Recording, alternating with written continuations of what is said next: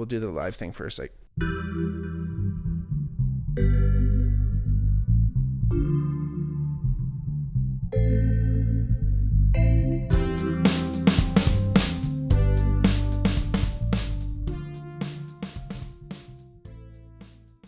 hey everybody, welcome back to the Bigmark podcast. It's me, your host, Bigmark. If it's your first time listening, welcome. If not, welcome back. Like I always say, if you ever wanted to reach out to the podcast in any shape or form, please hit us up on our DMs at the Bigmark podcast, or at the Bigmark pod on Twitter or Instagram. If you ever wanted to donate to the podcast, please check out our Patreon, patreon.com/thebigmarkpod. There's different ways to kind of keep the lights on around here, as we say. And if you ever have time, please rate and like and share. And if you're watching on YouTube, subscribe to the channel so you know the next time a video is going to hit. But whether you're listening or whether you're watching, please share the podcast, let your friends know, because we want to keep growing the community, and I want to keep rocking and rolling for everybody and spread the word that is the Bigmark pod, and ease everyone of concern, ease everyone of feeling that they might not necessarily fit into a nice, neat box, but guess what? There's other people who also feel like that, so we can enjoy the company of others. Not necessarily about building islands, not necessarily about creating space between each other. It's about coming back together and realizing that we are all one. Anyway, welcome back to the Bigmark podcast. I'm excited to talk about today's episode because it was such a fun fucking weekend that I thought I'd just talk about weddings and love and just like everything in general kind of thing to do with weddings, because for those of you that don't know, I was at a wedding this weekend of my dear friend Ben Murat and his now wife Kate McEachern. They are a beautiful, beautiful couple, and it was a wonderful celebration of love. And you know, it really felt like, so I was to be more specific, I was also a part of the wedding. I didn't just go to it. I was also a groomsman in the wedding. Again, had the honor, absolute privilege, and again, major honor of being a part of the wedding. And I'm sure Benny felt the same. I wish there was 10 more guys in the wedding party, but they were all of our close friends were at the wedding, and it was great to see them all there. It was so much fun. And again, it was one of the pleasures of my life, indeed. In general, just the party was just so fun. And again, like I was talking to one of Benny's aunts at the time. Or no, I guess it was Kate's aunt, but now Benny's aunt-in-law. And we were talking, you know, weddings are special because you get an opportunity to celebrate the love of a couple, but the bigger picture is you're celebrating love in general. You're celebrating all weddings. You're celebrating all unions of heart and soul and spirit and happiness and joy and all that good stuff. So I've been in a couple weddings before. I've been really lucky and fortunate in many ways. I played guitar for my buddy Scott's wedding. Shout out Scott. He made the sign over here. What's up, brother? He was at the wedding as well, which was great to see. He's a friend that I actually met through Benny. So my buddy Benny, who's getting married, he grew up in Huntsville, Ontario, and he had a really tight group of friends, but they were pretty spread out in age. It's really interesting. I mean, obviously being from a small town, and they all played sports together. They all went to high school together and just spent a little bit more time together. But again, I think the ages ranged like in 6 years. So I guess there were times where they didn't all play on the same team at the same time. But again, you know, played men's league together and pickup and this and that throughout the years and rep. And then just were close friends and all hung out together.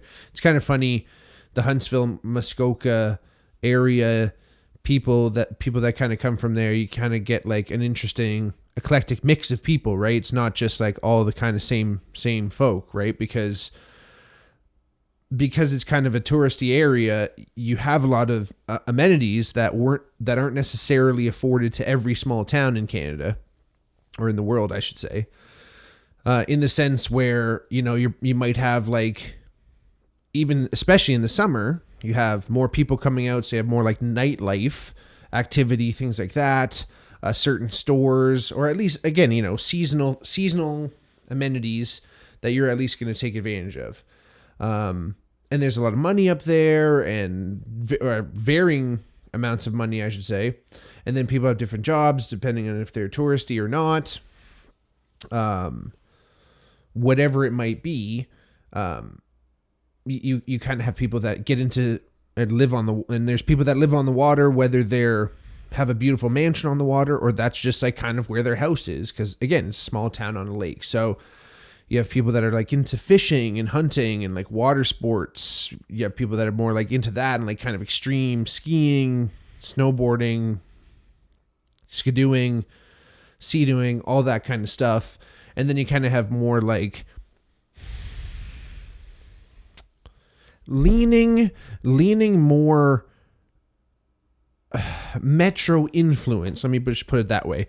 A lot of people up there might refer to people who come up from the city as cityites, but again, people like me turn out to be a lot of these people's friends, so we all influence each other in both ways. So you kind of have this interesting relationship anyway, up there. So again, these are all my buddies. These are all my buddies from Huntsville. They all have varying interests, but again, they all kind of lean towards like more sports in general. They all played sports together, but at one time or another, most of them have lived like in Toronto or around and things like that. So even though they all make their way back, it's an interesting bunch of guys. So anyway, I met them all through my buddy Benny in university, and him and I were in residence together in first year, not in the same like residence apartment thing, but on the same floor, like a few doors down from each other. And it was kind of funny because my residence experience in university is interesting. And on previous episodes, I've probably gone into this a little bit, but in my first year at University of Western Ontario, when it was called University of Western Ontario, it's now just called Western University. In my first year, the story, at least they told us, was that there was too many first years who enrolled that year that also needed residence. This was the story anyway. So they, as a school, were opening a new residence, or one of the residences that's usually only afforded to upper year students who have like over 80 average. Like, you got to be super smart to be in there. They opened up like the first floor and like half the second floor of that building. It's called London Hall in London, Ontario, just to make things even more confusing. But they allowed a bunch of us first years into this residence, and the caveat that was that all of us were 19 already. So we are all a year older. We all had done a victory lap for one reason or another. So that was fucking awesome. And because it was an upper year residence, not a lot of security was happening. So at Western at the time, every residence, once the sun went down, I guess, I don't know when the time actually started, but at night, they would set up these like essentially security tables at the entrances of the residence. So you couldn't just like waltz in with a bunch of people and do some nefarious shit, or like random people couldn't just like waltz in the building. I get it. It kept partying down.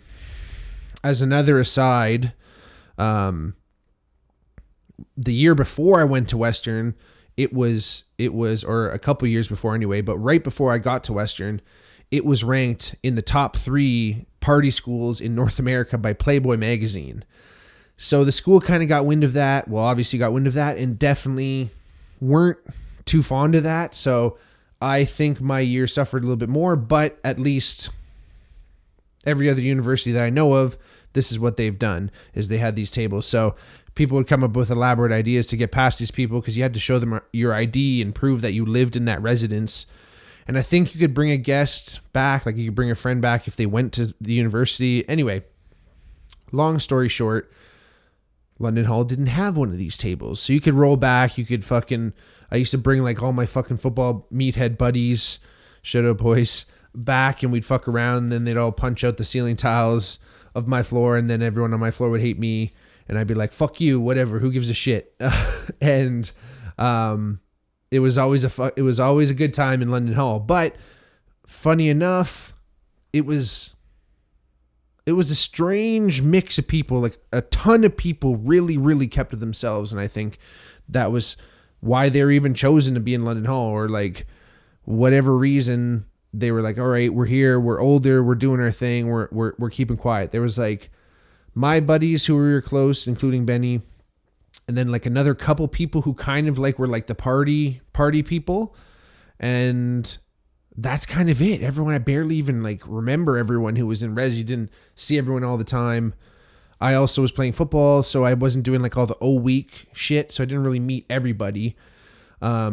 But again, like me and one of my roommates in my apartment, where there was only 3 units, me, this kid named Davey, who was a sweet guy, but then my buddy Ryan Linthorne was on the lacrosse team. So him and I were in that residence 2 weeks before school even started. There was no one else there. So him and I got to know each other really well. And then we met Benny, who was just down the road from us, or down the hall, I should say, from us, in another room. Awesome. Our friends Katie and Sarah and Nikki and Liza, they were all on our side. And then we started wandering over to my residence was kind of shaped like a big U, to the other end of the residence. We met my buddy Lep and my buddy Danny, and then all of our buddies Jesse and Cody, and actually these guys that were in the wedding party with me. And then upstairs was our buddy Ian too, who, again, we didn't really all know each other super well or get that close. The wedding party boys, anyway, we didn't all get that close in residence, but that's where we all met, at least, which is hilarious. So anyway, me and Benny and Linny and Danny and Lep, we all became really good friends, and ended up like deciding to like live together in a student house, like by the end of September. Like we were like, boom, we're friends. Let's fucking do this. We're going to be here for the next fucking at least 3 to 4 years. So let's live together, because we enjoyed each other's company.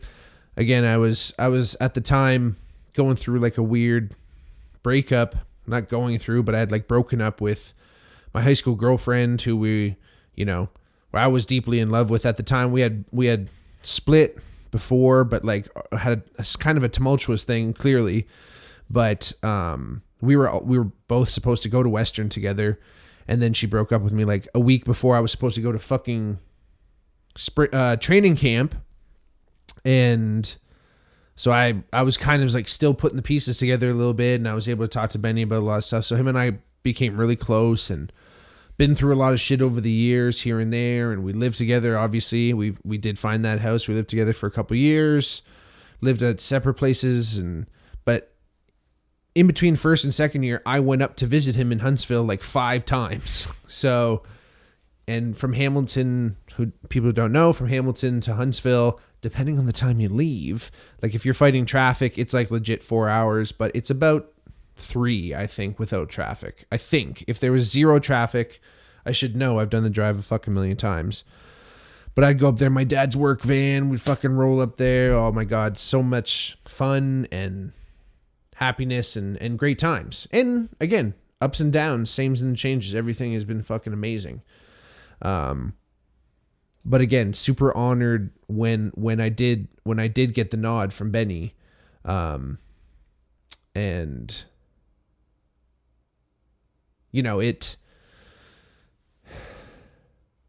it was really special. Now, all the times, like I mentioned before, all the times, like when I played guitar in Scott's wedding, when I was a groomsman in my buddy Luke's wedding. That was the first time I was a groomsman. My great buddy Luke, him and I played in a band together. Amazing. I played guitar for my buddy Keith. Him and I went to university together, and I played a song for his wife going down the aisle. Oh my God, that was another honor. But again, like I said, when I got the nod from Ben, I was blessed and honored and super excited because I know, I knew who was getting into it, and like who was going to be there, because again we were all buddies from Western, and we all, like we've had boys weekends up in Huntsville all together, and obviously all of our other buddies, like I said, there could have been 20 fucking people in the wedding party, but I guess you got to stop somewhere. So one of our other good buddies, Jared Ho, who's a Huntsville native, he was in the wedding party with us.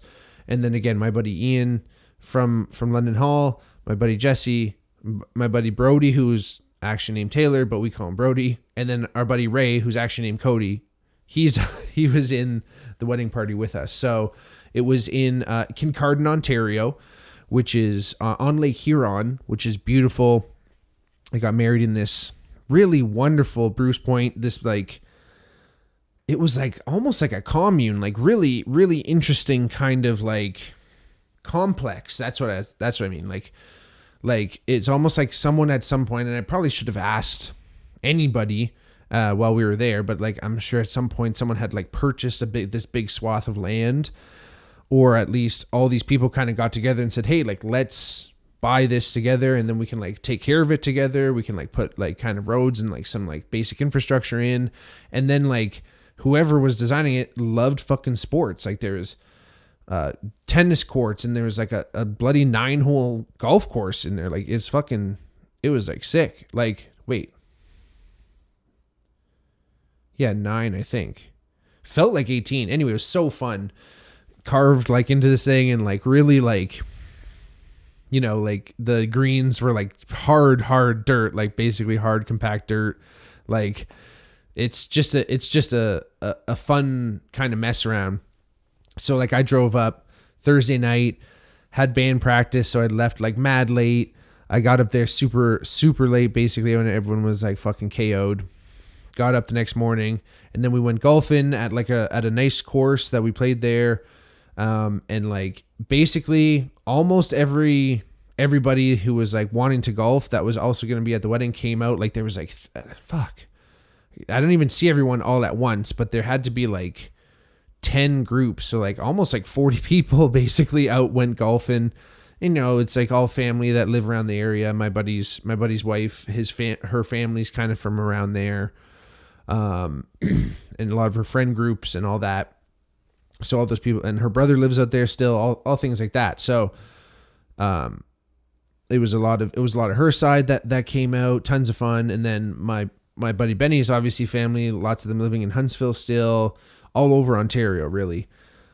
So that's how we kind of started things. And then, went back, and, we did a little rehearsal. Yeah, there was a rehearsal on Friday, which was jokes. And then on Friday night, there was like a little reception thing at oh my gosh, what was Grey Matter Brewing Company? I should know this, in Kincardine, which is a really cool brewing company. They did a really nice lager. Had a little nosh there, and it was like a kind of a meet and greet thing. So it's always fun, bringing in family that way, and everyone meeting each other and things like that, kind of before the wedding, it being, I guess in some ways, destination, right? Because you're going, like a lot of people are kind of converging on this one area where not even, I mean, the couple did live there. Ben and Kate lived there during COVID, but they themselves don't actually live there right now. They live in the city. So anyway, it was kind of so fun, like going in here. There was like kind of like interesting, like wedding crasher vibes and things like that. Like just like classic wedding stuff, right? Like doing the rehearsal, meeting the bridesmaids. Like I had kind of met a lot of them at the engagement party before, but getting to know them a little bit better, doing all the moves, going through the rehearsal, literally like knowing what we're going to do the next day, was tons of fun. And, then we kind of kept it pretty tame, like I said the night before, because we knew it was going to go hard. And the next morning, like, the girls are getting up at fucking 7:30 in the morning to get their shit together. And then we were up at like 8 to go golfing again on that little golf course, and we all dressed up in different shit. And again, like, you know what I mean? Like all this thing is just like so much fun surrounding all these things, right? Like you just ramp up the love, and you're like, you know, I talk about that celebration, right? Where it's not just about Ben and Kate. It's about this whole idea that if we live in this universe that is constantly creating love, or is potentially made of it, when we are living in that aspect, when we are moving in that positive direction and allowing ourselves to float down that river, that really does expand our capacity for love. It truly does. And, you know, the wedding planner did an immaculate job. Kate had amazing plans for everybody. The boys were dressed to the nines. They dressed as fucking super nice. The girls were dressed awesome. They all got to kind of like wear almost their own thing. Like it was beautiful. Like we were like fucking identical. And then they had like, you know, really beautiful dresses, but all unique to their kind of own vibe, which is beautiful. Kate's dress was beautiful. Kind of was like this like lacy, like she's Portuguese, but there was like, you know, a European vibration to it anyway. Super, super amazing. My buddy Benny looked fantastic in his suit. And again, the vows were fucking phenomenal. Everyone was crumbling, you know, bringing people in to the wedding and welcoming them. You know, again, it's like every wedding, right? You know, you have that moment of everyone's kind of like, oh, where do we go? And all the groomsmen were right on top of like kind of showing everyone where to go. And we get through the ceremony. We do all of our things there. We do all the pictures. We have all that fun. And, again, just got into the party. And, you know, it's funny with weddings, right? Like there's always a balance, like during the actual, like the reception, right? Like the ceremony is the ceremony. It's always going to be that. I mean, again, the vows were phenomenal, but, and the officiant, Scott, Benny's uncle, did a tremendous job. But again, the receptions can be dicey sometimes at weddings, right? Because sometimes you can have too much talking. In fact, speaking of being a part of weddings, I was a part of my brother Julian, my buddy Julian Pedalecki, who's been on the show many times, or a couple times, I should say. I was his MC at his wedding, and that was the first time I'd ever MC'd. And actually at this wedding too, Matthias, who was the boyfriend of one of the maid of honor, really nice guy, actually really great couple. McKenna, she was great too. Everyone was so wonderful and fun. He did a fantastic job. My God, the fucking crowd. It was a crowd. Like, yes, the guests of the wedding, but like literally felt like a crowd. We were in this beautiful tent that was outdoors. The whole thing was outdoors in this beautiful tent. And it was like a fucking concert in there. It felt like, you know, Kate's side, again, lots of getting after it, Portuguese, and just like lovely, wonderful people. And then Benny's side too. Everyone's fun, loving, and ready to have fun. Again, it was like a cacophony of sound. It was like Matthias could have said just hi everyone, and the fucking crowd went nuts. He did a great job and kept the show running, which I think is the job of the MC. And then introduced everybody, all the speeches and everything like that, which is the classic MC duties. Speeches were phenomenal. Food was tremendous. Oh my God. Wine was flowing. Drinks were happening. Everyone was having such a wonderful time. And I hadn't felt kind of like that way in a long time. I was really thinking like I hadn't really felt like myself in that sense in a long time. I don't know. We got after it with that group a lot, right? But like we're older now. A lot of people have kids. A lot of people are doing other things in life, right? And you don't really get a chance to really let loose like that and just have fun and shoot the shit and talk about whatever and meet new people and talk to strangers and again, celebrate what love is and celebrate that whole thing. And then we were up to all the fucking hours in the morning. The next day was hell on wheels. Even the Monday, we were all saying it was tough to fucking adult that day, I'll tell you. But wonderful memories that will go down truly as I think one of the best weddings of all time. And I think that again, it's interesting. It's an interesting ritual that we do as humans. You can kind of go into almost any culture and really find some type of ceremony for wedding where humans decide, hey, this is going to be my person forever. Hopefully in some ways or another, at least this is going to be the person that I'm going to create a life with and create a family with. And it's something where I know in my life personally, I've always kind of thought, oh yeah, it's going to happen. But it's something that you have to pursue and you have to want, right? And I do definitely want to have that in my life someday. And again, I think again, seeing the love and celebrating that can only drive things in a more positive direction. And I always want to continue to lead with love and continue to, in whatever I do, in relationships, in love, and in making things happen, that I'm moving towards building that up, never breaking those feelings down. And I think those ceremonies and these traditions that we partake in are important. We can get distracted by certain things. I know I can. And yeah, there's a lot of things happening in life that need to be prioritized and things like that. In many ways, both for and it's all about knowing when to do things. And again, there was I had many moments thinking in the last podcast about just how you decide, right? It's like in what John Steinbeck, right? East of Eden, Tim Show, right? That you have a choice. Everyone has a choice to do anything. There's no, as much as things happen to us and life exists outside of us and seemingly happens to us. We can plan all we want and the devil fools with the best laid plans.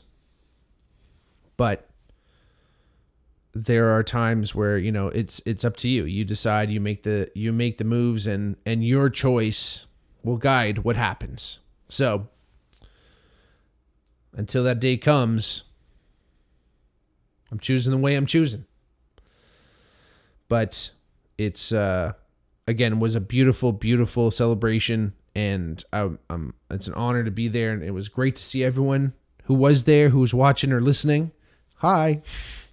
And again, I love everyone who was there. I love everyone who's listening and taking the time and being here with me and thinking about, hey, think about if you've been married, think about your wedding, think about weddings you've been to, right? Yes, sometimes they're weird, sometimes there's awkwardness, sometimes there's boringness, but there's always a glimmer of love, and it's a celebration, and barring the religious aspects of some of it too, right? Like, yes, that has importance to many people. Just the idea of having a couple up there and say, hey, those two right now for the night are representative of all of us. They're representative of each side of us that exists in this world. And that's what weddings are all about. Anyway, thank you all for listening. I really appreciate it. It was a really fun episode. I was super excited to do it. And I can't wait to do the next one. So if you have an idea for podcasts or anything you want to hear, hit me up. Let me know if you have a cool topic. If you ever want to be on the podcast, please join me. I'd love to have you. Remember, hit us up on our Instagram, Twitter, follow us, Patreon, like it, subscribe, tell your friends, share it. Love y'all. Peace.